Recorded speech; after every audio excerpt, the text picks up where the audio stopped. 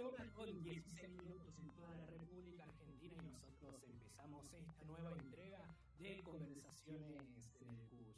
Mi nombre es Sergio Delgado, en la operación Hernán Cabrera y del otro lado ya lo tenemos listo al profesor Daniel González. ¿Cómo está, profe? Buenas tardes. Hola, Sergio, ¿me escuchas bien? A ver, ¿se le escucha bien al profe? Perfecto. Se le escucha de 10, profe. ¿Cómo va usted? Muy bien, muy bien. Aquí desde el Instituto CUSH, la sede del Instituto CUSH en Tilcara, que es donde de hoy nos conectamos. Y bueno, y con una invitada que ha despertado mucha expectativa en la difusión previa de este programa, que ya paso a presentarla. Hoy tenemos el gusto de estar con Rita Segato, antropóloga. Es un poco largo, no vamos a perder el tiempo en hacer muchas presentaciones de Rita, es muy conocida y para nosotros sí debo decir que es un gran gusto, es una colaboradora permanente del Instituto CUSH, una tilcareña por adopción y en términos personales, biográficos míos, debo decir que es la primera persona que me habló de Tilcara. Yo sabía que existía Tilcara, pero yo era un adolescente y la primera persona que me habló de Tilcara con mucho cariño, porque la conocía, porque había venido ya varias veces, fue Rita Segato. Pero eso es una anécdota biográfica mía. Te damos la bienvenida, Rita. Muchísimas gracias por estar aquí en Conversaciones en el Club. No, gracias a vos. Yo estaba en deuda hace mucho tiempo, ¿no? Me quería venir, pero me fue difícil y ahora encontramos el momento. Estoy muy feliz por estar aquí en compañía de mi compañero de estudios de antropología en la UBA. Fuimos con los colegas. Él es más joven, pero... Bueno, de eso ya hace muchos años. Rita, entre tantas cosas que haces, y hay un libro con ese nombre, hay una cátedra de pensamiento incómodo, Rita Segato y el pensamiento incómodo, podríamos decir. ¿Vos te dedicás al pensamiento incómodo, a incomodar con el pensamiento? ¿Cómo es eso? No, para mí lo que yo pienso y nombro es obvio, o sea, absolutamente obvio. Lo que pasa es que cuando vuelvo de Brasil a la Argentina y me establezco aquí, que es lo que siempre quise, siempre soñé con volver a mi país. La universidad, la UNSAM, la Universidad Nacional de San Martín, fundó una cátedra con mi nombre. Y yo estaba en una cena y me llaman, terminaban la reunión del colegiado, del consejo que había creado la cátedra y me dicen, ¿cómo la llamamos? Yo digo, no sé, yo estoy comiendo. No lo puedo pensar en este momento, pero ahí un periodista argentino, Reinaldo Sietecase, Reinaldo Sietecase, que es muy amigo de mi editor, desde la otra punta de la mesa grita, cátedra Rita Segato de pensamiento incómodo. Y me ofendí. No, es ofensivo. Le digo, ¿por qué? ¿Por qué decís eso? Y dice, porque cuando vos pensás, molestás. Igual, como dicen los cordobeses, ¿no? Igual. ¿En qué crees vos que molestás más? No lo sé. No lo sé. Yo soy una persona, aunque fui profesora universitaria desde siempre, o sea, desde los 35 años es que llego a la Universidad de Brasil, a los 34, me juego. Al final, cuando yo tenía edad como para jubilarme, funcioné en una institución, soy investigadora del Consejo Nacional de Investigaciones de Brasil, soy investigadora senior, que es bastante destacado, pero nunca fui una persona institucionalizada, siempre fui una persona desobediente. Inclusive tengo un texto sobre las dos éticas, la ética de la conformidad y la ética de la desobediencia. ¿Y cómo es eso? Y porque yo en ese texto inicio diciendo que las leyes son códigos, ¿no? Elencados, listados en la Constitución y en los códigos de las naciones. La moral también es elencable, son listas de costumbres permitidas y no permitidas, o sea, lo que se puede y lo que no se puede en una cultura, en una civilización. Pero la ética no. La ética es una sensibilidad, y no soy yo quien inventa esa idea de la sensibilidad ética. La ética es una piel que va a dar después a la piel política. pero es algo como una pulsión, es un deseo, hay un deseo ético. Y en ese deseo ético, en la aldea más pequeña y la ciudad más grande, tenés solo dos. O sea, en el mundo indígena también, en el mundo comunal también. Es la pulsión desobediente y la pulsión obediente, la pulsión conservadora, conformista. Y explico eso, uso autores, claro, estoy dando una hipersíntesis. Sí. Y es un artículo que estuvo en portugués y estuvo disperso durante mucho tiempo, y ahora, tanto mi editorial de Brasil, como la Bazar del Tempo se llama, y Prometeo en Argentina, publicaron un libro con todos los textos míos que estaban difíciles de hallar porque estaban dispersos, y es un arco de textos que va, digamos, desde los años 70 hasta el presente, y ahí está ese texto, ¿no? Que habla de la ética como la forma en que se va ampliando el espectro de los derechos. Ajá. Rita, estamos en un momento, este siglo es muy violento. El siglo XX fue violento, el XXI es un siglo muy violento. Es un fin de una historia, un fin de una muy, muy larga historia. Y ese es el desafío del presente, ¿no? Este es un momento que yo le llamo parteaguas de la historia. Hay una historia que sucedió antes y una historia que viene. Y yo creo que en este momento el esfuerzo de los intelectuales, y no solo de los intelectuales, de los artistas, de los poetas, es... Eh, me pasó una cosa horrible en Chile la semana pasada. Porque yo hablo, interrumpí para explicar lo que voy a decir después. Porque yo hablo mucho de que mi ocupación es nombrar la experiencia. O sea, dar nombres, los nombres son herramientas indispensables para la política, para el pensamiento. Y que hasta ahora al final entendí que mi tarea fue siempre colocar nombres a experiencias que todos conocemos. Esa es la cuestión. Por eso al final muchísima gente me lee fuera de las disciplinas, fuera de la universidad y dentro de la universidad también, pero me encuentro por la calle hasta repartidores de pizza en bicicleta, delivery, Rappi, que me saludan. O sea, porque lo que yo nombro son experiencias conocidas que sabemos que están ahí, pero a lo mejor no estaban nombradas, de alguna forma definidas. Pero lo que pasa es que ahora lo que hablo, y a eso venía mi respuesta, es de un desnombrar. Hay nombres que se gastaron, hay consignas que se vaciaron, que no significan mucho más, que no tocan ni mente ni corazón. Y entonces yo hablo en esta conferencia que di en la Facultad de Artes de la Chile, hablé del desnombrar. Debemos desnombrar y dar forma a la nueva historia que está frente a nuestros ojos. Siempre, en mi caso y en las personas que me escuchan, creo yo, desde esa pulsión desobediente. Entonces, al final, cuando terminé, vinieron unas señoras de mi edad, bastante mayores, y me pero quedaron confundidas. Usted no dice que lo que ha hecho usted toda su vida es nombrar, y ahora dice que hay que desnombrar. Ay, Dios, me pusieron en una situación terrible.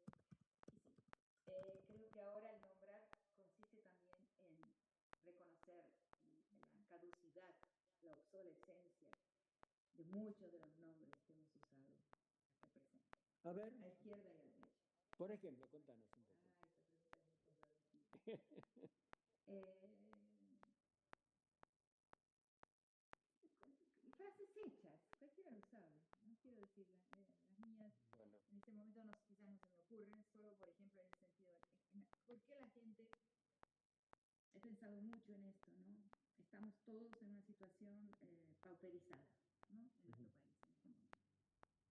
Todos los intelectuales, la gente que depende inclusive de algunos dineros de las universidades, la gente pobre, que duele el corazón, o sea, nos han sumido rápidamente en la desprotección y en la pobreza. Una de las cosas que me interesa decir y que sean escuchadas es que cuando viajo, y viajo constantemente por el mundo, por muchos países, la gente me mira con lástima. Eso nunca me había pasado. muy doloroso que la gente te diga, oh, pobre China, Brasil, en Europa fui 2 veces este año, visité 7 países. La recepción que tengo es la recepción de gente que siente pena de mí por lo que nos está pasando en Argentina. Está con compasión de la Argentina. Nosotros hemos pasado por situaciones muy difíciles, ¿no? La dictadura, en fin. Pero nunca me miraron con la lástima con que me miran hoy. Eso es muy importante notarlo. Este país nunca mereció la, la compasión, la pena de los otros países, por chiquitos que sean. Uh-huh. Entonces, entonces si uno se pregunta, ¿no? ¿Por qué la gente entonces se está pasando esta necesidad? No hay remedio. Hay personas que sin los remedios se mueren. O sea, no hay el apoyo para los deficientes, no hay el apoyo para la ciencia. Es una copia de segunda clase de lo que está haciendo Trump en los Estados Unidos. Es una copia miserable, así, de baja imaginación, ¿no? De lo que el país del norte, que tiene una envergadura como potencia sin comparación con la nuestra, nosotros no somos una potencia, tampoco lo aspiramos. Claro. Somos unos copiones de mierda, ¿no? Entonces, en esa copia barata, también la destrucción de la ciencia, en que siempre nos destacamos a pesar de no haber sido un país rico. Yo misma fui a un colegio, cuando lo digo, la gente, donde hubo 2 premios Nobel en una secundaria. Salieron de una secundaria 2 premios Nobel. Y luego hay otros 2 del país, 5 premios Nobel tenemos, ¿no? ¿Qué país tiene, fuera de los absolutamente centrales de la ciencia, 5 premios Nobel? Eso somos nosotros. Este país produce inteligencia, ¿no? Y ahora hay varias cosas circulando por el mundo que son la inteligencia. Un gran físico, ¿no? Se acaba de recibir, no me acuerdo su nombre, el mayor premio de física del mundo. Es un argentino. O sea, no sé por qué, si será porque come mucha carne, mucha proteína, no sé por qué, pero este es un país que siempre produjo mentes brillantes y a veces muy maltratadas, ¿no? En nuestro propio país. Bueno, el caso de Rodolfo Kusch es un caso... Exacto. O sea, también maltratamos a las grandes cabezas de nuestro país. Pero, ¿de dónde venía yo para llegar a esta? No, estábamos hablando de la violencia en el mundo y en este siglo particularmente. No, y de la destrucción en Argentina copiando a los Estados Unidos. Claro. Copiando pero mal, porque no tenemos... Es una copia despreciable, ¿no? ¿Por qué la gente no sale a la calle? ¿Por qué la gente... ¿por qué no se insurge? ¿Por qué ni siquiera irá a votar? Hay mucha gente diciendo que no votará.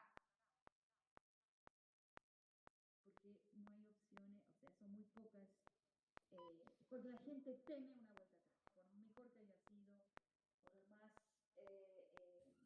patriótico que haya sido. Yo siento en la gente, soy antropóloga, ¿no? Toda mi vida dedicada a escuchar, a observar. La gente no quiere esta historia de péndulo, que va hacia adelante y vuelve para atrás, que va hacia adelante y vuelve para atrás. Quiere respirar aire nuevo. Y eso para mí es evidente y tenemos que pensar en eso, que la historia contiene pasado, presente y futuro. Y en Argentina somos, por alguna razón que habría que entender, pasadistas. Rita, ahí desde estudio, Sergio Delgado quiere hacerte una pregunta. Bueno. ¿Qué tal, Rita? ¿Cómo está? Buenas tardes. Hola. La vengo escuchando que es, bueno, por ahí el profe sostiene también que se trata el siglo XXI de un siglo violento. Yo quería por ahí reformular un poco esto y preguntarle si usted nota que al ser este siglo violento también no es un siglo en el que se es más tolerante, digo bien, a la violencia, o donde se le está naturalizando de a poco, ¿no? Bueno, eso es mi argumento cuando propongo la categoría de pedagogía de la crueldad, que ahora la palabra crueldad circula por me han dicho varias personas, ¿no? Porque uno mismo no sabe muy bien cómo es el efecto de lo que uno piensa y dice en una sociedad o en la gente. Pero esa idea de crueldad, inclusive es el título de uno de mis libros, las contrapedagogías de la crueldad.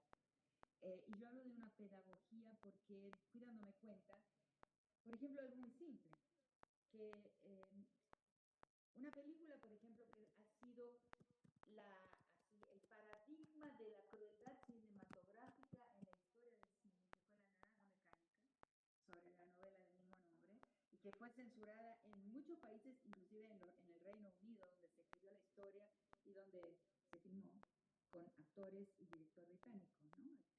Kubrick y siempre me acuerdo. No me acuerdo. Malcolm McDowell, el actor. Y de repente paso por la sala de televisión de mi casa y veo una escena y digo, ¿qué es eso? Me aproximo y era La Naranja Mecánica. Y la verdad parecía una comedia. Eso me despertó a pensar, ¿qué pasó?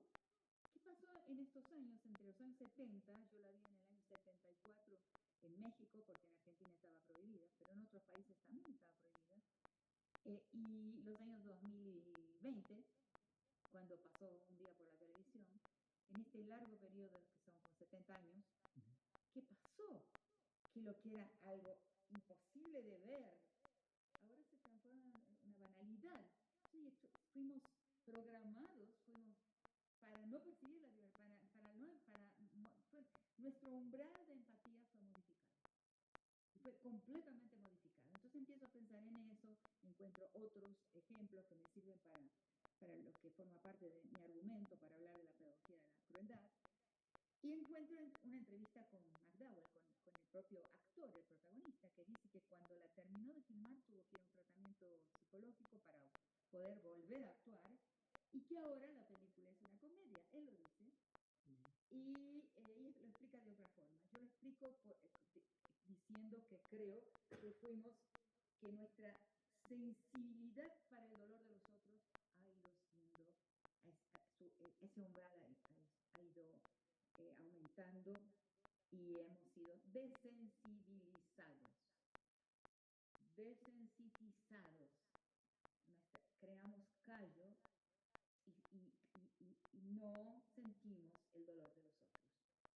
Y esto es algo tremendo. En la historia es algo absolutamente tremendo y creo que es comprobable. Con la vida de cada uno, con lo que vemos, mi generación ve, lo que yo soporto de ver como violencia en una película, para mis hijos no significa nada. No les toca un pelo. No. Ellos pueden ver mucho más violencia que yo en los medios, por ejemplo. En las series, en las películas. Eso prueba algo sobre el proceso del mundo hoy y de nuestra especie también. ¿Sabes que hablando de recuerdos, yo me acuerdo que una vez era chico y pasaban por la televisión escenas de la guerra de Vietnam? Y una tía dijo, apaguen eso porque si estamos, no puedo ver eso. Y hoy vemos normalmente escenas de horror, particularmente en Gaza, pero que sabemos que no es solo Gaza, que hay muchos otros lugares donde están ocurriendo, incluso en Siria, ahí cerquita, pero en África, en Ucrania, donde hay una generación de soldados que se ha perdido, de hombres que han ido al frente y se ha perdido, y que lo vemos bueno, como vos decís, tenemos un callo que lo vemos como un espectáculo, como si fuera cine. Lo de Gaza yo lo considero diferente. Como he dicho muchas veces, es lo más importante que está pasando en el presente. Para mí, esa es mi visión. Lo hemos discutido aquí en algún momento con Daniel, que no lo ve así, pero para mí sí. Gaza es para mí un parteaguas de la historia, un antes y un después de esta historia que ya no sirve, porque no hay derecho, en primer lugar, porque esa historia ha creído mucho en la ficción jurídica. Tomamos el Estado y a partir del Estado creamos leyes, políticas públicas que conduzcan la historia en la dirección de un horizonte más benigno. Esa es la manera en que yo lo digo, que yo lo cuento. Esa ficción jurídica cayó. O sea, la única buena noticia es que estamos en una etapa histórica, en un momento histórico de más verdad. Ahora, las verdades que estuvieron siempre ahí, o sea que el derecho ha sido en gran medida una ficción, que los derechos humanos son un vocabulario, un sagrado, como dice Agamben. Lo tomo de él, aunque paré de leer Agamben cuando escribió un enorme volumen sobre la historia política de Europa, sin mencionar la incidencia de la, de la, de la aparición de lo que llamamos América en el mapa, sin la incidencia eh, eh, de la aparición de ese continente y su incidencia en la historia europea. No lo menciona, para mí, Agamben falleció. O sea, no sirve más. Pero sí le cito esta frase en que él afirma que el derecho es un sagrado en el que creemos. O sea, esa ficción jurídica es una ficción como sagrada en la cual creemos y creemos que orienta el comportamiento de las personas, de las naciones, de las sociedades, o sea, que puede regir, que puede de alguna manera crear reglas con relación a las relaciones humanas. Y eso lo creemos hasta el presente. En el presente no lo podemos creer más. O sea, la ficción jurídica ha caído y no hay derecho, no hay sagrado del derecho. Bueno, y esto se ve observando lo que pasa en Naciones Unidas. No tiene ningún impacto. Rita, ¿no te parece que eso pasó en el 2001? No, no me parece cuando, que eso pasó jamás. Cuando Colin Powell va al Consejo de Seguridad e informa sobre las armas de 2002, armas de destrucción masiva en Irak. Sí, claro. Después va el presidente Bush a la Asamblea de Naciones Unidas y reafirma una mentira. Y se invade un país como Irak, ya se había invadido Afganistán. Después, muchos años después, con Hillary Clinton en el Departamento de Estado y Obama como presidente, se invade y desaparece Libia, como Irak prácticamente desapareció. ¿Cuál es la diferencia enorme? Que ahora no hay más mentira. Eso es verdad. Esa es la diferencia de lo que está pasando en los días de hoy con todo el pasado. La ficción. Esos hombres estaban contando una ficción. Decían, hay armas en Irak. Ahora no necesitan contar nada. O sea, queremos robar el territorio de los palestinos y lo estamos haciendo, lo estamos robando bajo las cámaras. Y el mundo acá está, lo ve. Esta es la ley hoy. El poder de muerte es la ley. Entonces es un momento de más verdad por eso. No hay ficción, no hay mentira. Claro. Trump, o sea, esto es lo que para mí es una cosa que la percibo y no la entiendo completamente. O sea, ha roto la ficción americana. O sea, Estados Unidos siempre tuvo un pie en el poder. Digamos, el poder económico que se fue desgastando, desgastando, no hubo producción en el país, en fin. Fue entregado al exterior pensando que desde Estados Unidos podían tener permanentemente los hilos, ¿no?, de ese poder económico, aunque la producción estuviera distribuida, globalizada. Eso ahí, entonces, hay una decadencia del poder propiamente económico. Pero el poder bélico lo mantuvo. O sea, el poder de muerte. O sea, la guerra no solamente el armamento, que también es una cosa poderosísima de los Estados Unidos, pero también la inteligencia bélica, ¿no? El espionaje, en fin, otros elementos que son fundamentales para el poder de muerte. Pero la hegemonía también la tenía. Y la hegemonía era la otra pata de ese poder, hegemonía y poder. Y él la sacrificó. O sea, la hegemonía estaba basada en una imagen al mundo, en una tarjeta postal al mundo, una tarjeta de visita al mundo, de la apariencia de una democracia, o como yo le llamo, de una ficción democrática, pero una ficción creíble, creída. Ficción que no era posible para China o para Rusia. Y él la sacrifica y dice, no, no somos más una democracia. Aquí él hace, como se llama, los cuerpos policiales de varios tipos que están entrando a las casas, sacando a los migrantes a patadas.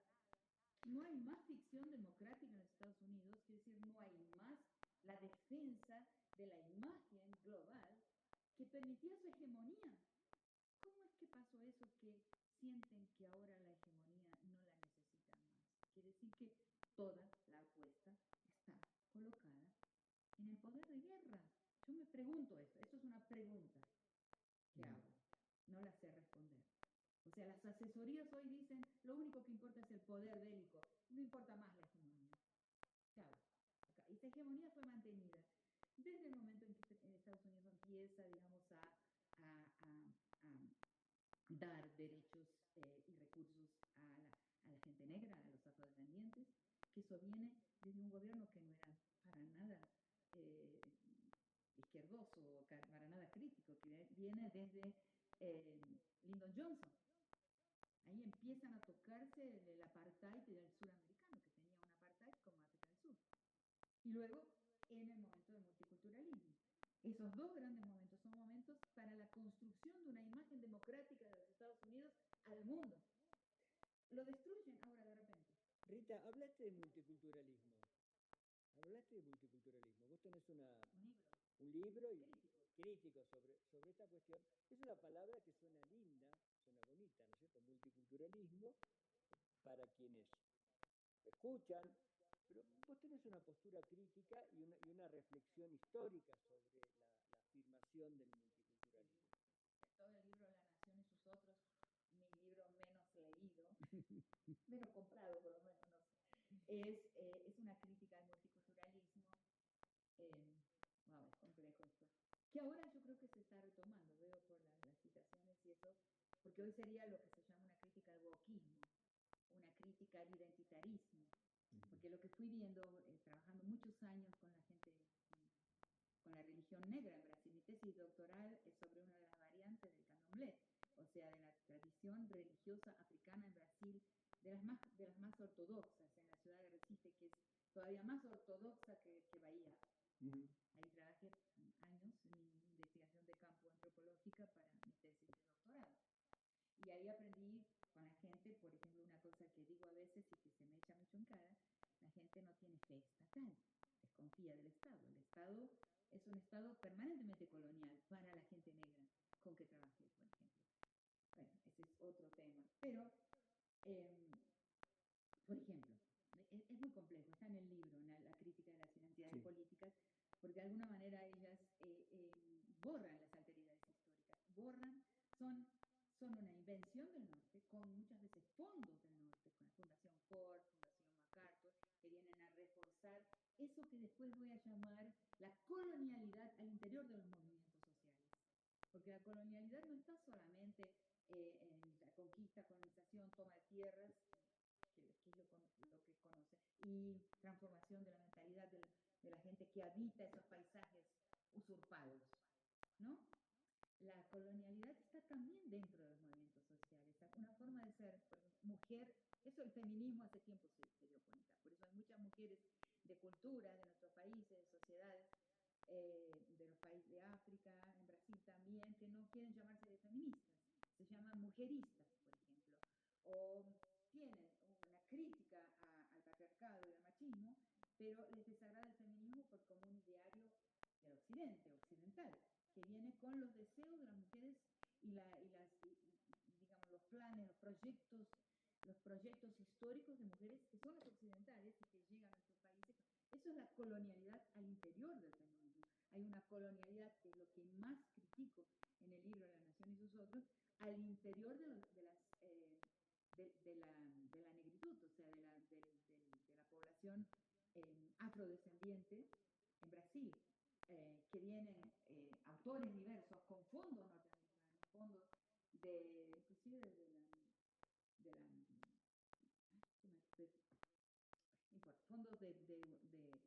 fondos públicos de Estados Unidos para, de alguna manera, enseñar al negro brasileño cómo se debe ser, qué es lo que un negro debe ser.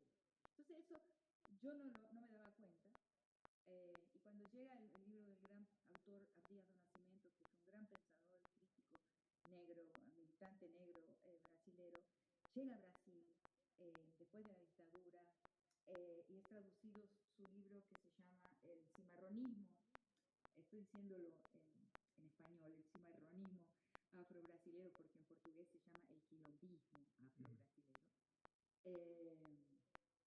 que es la palabra que toma nuestro país, quilombo, que es una palabra noble, como se usa en Brasil, o sea, una palabra del movimiento negro, y en acá se transforma Sí, una sí. palabra para Una palabrota. lo indigno. Claro. Increíble, ¿no? Bueno, entonces, cuando llega ese libro, yo voy a gente de mi trabajo de campo, una amiga de mi edad, que era una mãe de santo, y la hija de uno de los más grandes sacerdotes vivos en ese momento, un pai de santo, y digo, ustedes tienen que leer este libro. Y se me ofende a muerte. Y dice, tienen que usar lo que ustedes danzan, cantan, esa belleza que es la performance, que es lo que ustedes hacen en el ritual, hacerlo para defenderse del racismo. Y me dice, casi pierdo mi trabajo de campo.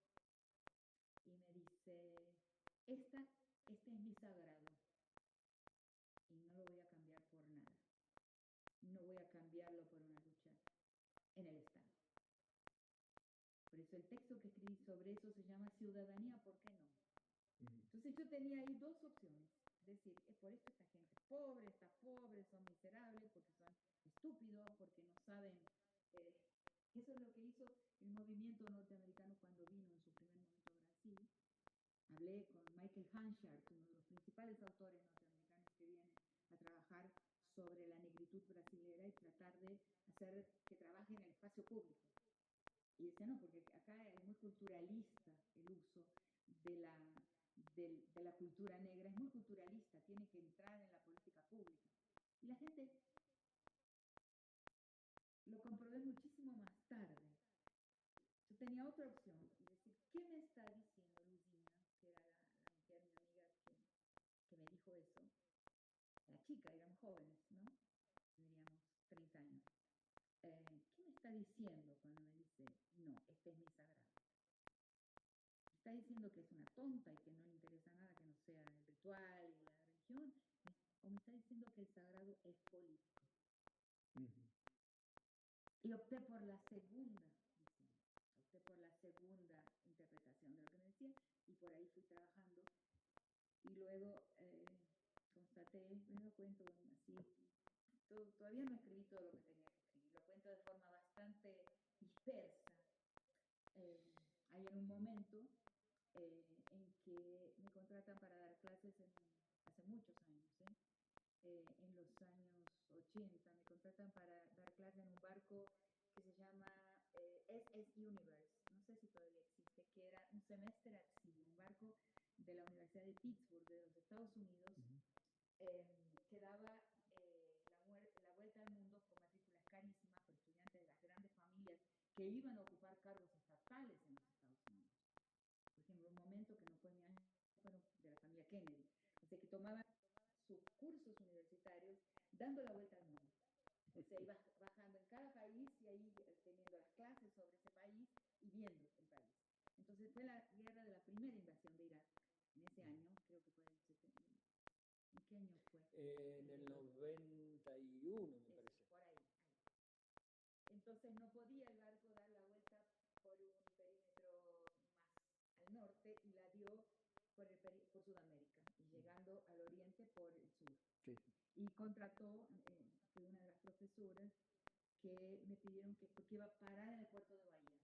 Iba a parar en Caracas, iba a parar en La Guaira, iba a parar en Bahía, en San Salvador, justo en medio del carnaval, y me pidieron entonces que le explique a los estudiantes la religión del candomblé, que es lo que yo había hecho en mi tesis. Y doy clases ahí, ¿no? Durante todo el trayecto. Subo al barco con penuria, tuve que tomar granizo, dar clases con granizo, pero dar la vuelta y del puerto de La Guaira, en Caracas, en Venezuela, hasta San Salvador, y llegar y ir explicando la religión africana en Brasil. Entonces estaba en ese barco cuando un profesor norteamericano me pide decir una palabra a los estudiantes. Y bueno, como no, puede pasar en ese. Y les dice así, es por estas religiones que yo les explico que estas naciones nunca se desarrollarán. En inglés, ¿no? They will never develop. No tendrán progreso. Claro. Y ahí terminé de entender que yo tenía razón en la forma en que le contesté a Lucina. No, claro, el sagrado es una forma de protección de un camino de historia de un pueblo, que es otro pueblo, que tiene otro proyecto histórico, que pretende caminar con otras sensibilidades, emociones y formas de relación entre sus miembros. Y él veía en esta religión un freno para la noción de desarrollo de su país, para nosotros. Fueron dos momentos muy lejanos en el tiempo, pero que uno cerró el otro. ¿Se entiende? Se entiende. Rita, te cuento. Tuve que hipersintetizar una experiencia bastante... Tenemos saludos de Luis Mauchi desde Sao Paulo, Brasil, de Ricardo Kusch, hijo de Rodolfo Kusch, que nos está saludando desde Roma, que bueno, nos escucha siempre. Dice que hoy estamos de lujo, la insensibilidad que vivimos tiene que ver con la excesiva virtualidad, temas tocados en el programa anterior, y te manda saludos. Estás atento. Aldana Albazó, desde Humahuaca. Bueno, Carlos Romano, desde el oeste del conurbano bonaerense. Bueno, Juan Cepeda desde Colombia. Guillermo Blanco desde Córdoba. Bueno, hay distintas versiones. Pero nuestro compañero Sergio te quiere hacer una pregunta desde el estudio de UNJU Radio. ¿Estás ahí, Sergio? Ahí no lo estamos escuchando. No te estamos escuchando acá, Sergio. Estás muteado. News en las distintas redes sociales. ¿Cómo Repetí, afirmar esto cuando... a ver, ¿se me escucha? Repetí, Sergio. Repetí porque no te escuchamos en la primera parte. Ah, ahí está. No, les comentaba de que me quedaba dando vueltas esto que afirmaba Rita, de que ahora no hay más mentira. ¿Cómo afirmar esto cuando en las redes sociales lo que mejor funciona en el algoritmo es justamente la fake news, por ejemplo, que tienen mayor propagación y es muchas veces los títulos, ¿sí? Con lo que la gente se queda y lo toma como la verdad. ¿Qué relación puede llegar a tener eso, Rita? Porque a mí me hizo mucho ruido. No, yo digo que hay un momento de más verdad por la manera en que se destruye la democracia en un país que era el paradigma de lo democrático, de la democracia. En la manera en que se expone un genocidio, ¿no? Al mundo, las imágenes sin ningún... Algo que siempre digo es que, por ejemplo, en la Shoah, cuando llegan los ejércitos aliados a los lagers, a los campos de concentración, se sorprenden. O sea, hay una perplejidad y eso está mostrado en las películas, en los videos de ese momento, en los videos no, en las filmaciones de esa llegada al horror. Y ahora no, porque ahora está expuesto. Entonces, esa exposición del horror que se produce, claro, a una humanidad que está menos sensible posiblemente, aunque hay muchísima gente en el mundo saliendo a la calle, pero muchísima, enfrentando a la policía, sufriendo golpes, o a veces prisión, por decir que Gaza es un genocidio. Inclusive gente judía, mucha. Eso está expuesto, esto es visible, no se puede decir no lo vi. A eso me refiero con un momento de más verdad y que lo veo claramente como de más verdad. Ahora, que hay fake news, inclusive sobre personas muchas veces, ¿no?